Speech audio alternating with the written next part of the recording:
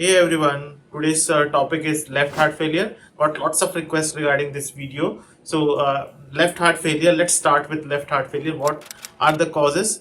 What are the symptoms?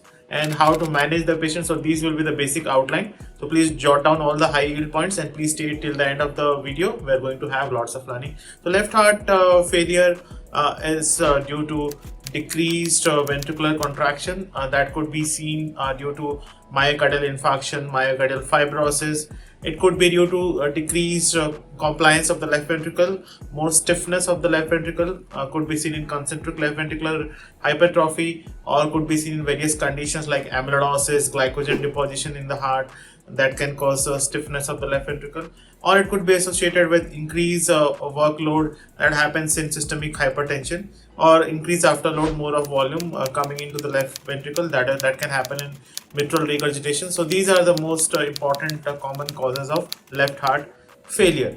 And now, so we knew the causes. Now coming to the signs and symptoms that are visible. So signs and symptoms, what are the common signs and symptoms that will be visible?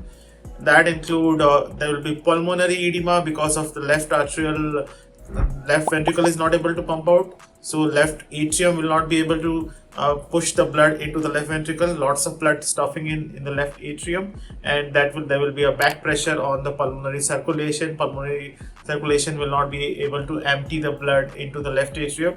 There will be so much of pulmonary congestion will be there, and that will be marked with hemorrhage, and hemorrhage will lead to what? It will lead to hemosiderin, and there will be lots of heart failure cells, and heart failure cells are what? They are the macrophages, alveolar macrophages laden with hemosiderin. So these are the key manifestations. So patient will have lots of cough, productive cough, rusty sputum due to this heart failure cells that will be seen, pulmonary edema, rusty sputum. There will be orthopnea, which will be relieved by sitting or standing position. Paroxysmal nocturnal dyspnea will be there, dyspnea which is more pronounced during the night interval, that will be there. And these are the cardinal signs and symptoms that are seen in left heart failure. Now chest x-rays, diagnostic features, the chest x-rays will show some congestion, severe congestion, perihilar congestion will be seen, a kind of a opacity that is called as a Batwick configuration, and some finer opaque some horizontal lines will be seen in the lung fields that are known as curly V lines. So these are seen. So how to manage the left heart failure? Left heart failure can be managed by treating the underlying cause, that is very important, and you can do some manovir to relieve pulmonary edema, and also symptomatically treat all the clinical features and complications. So that only what we can do in left heart failure. So to sum up, let's have a quick recap of everything that we noted down that we learned today in left heart failure.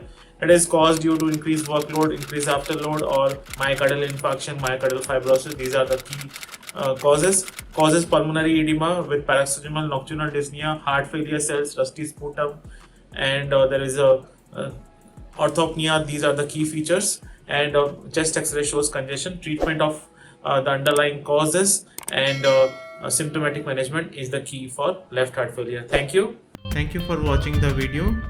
Please subscribe to the channel, hit the bell icon, and follow in our different groups. And please stay tuned for the next video. See you in the next video. Thank you.